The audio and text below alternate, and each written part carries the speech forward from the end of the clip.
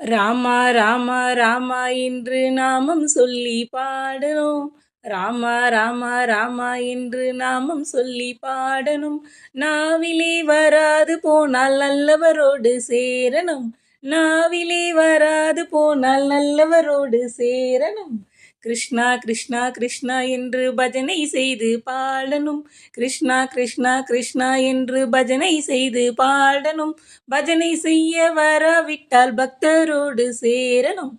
பஜனை செய்ய வராவிட்டால் பக்தரோடு சேரணும்.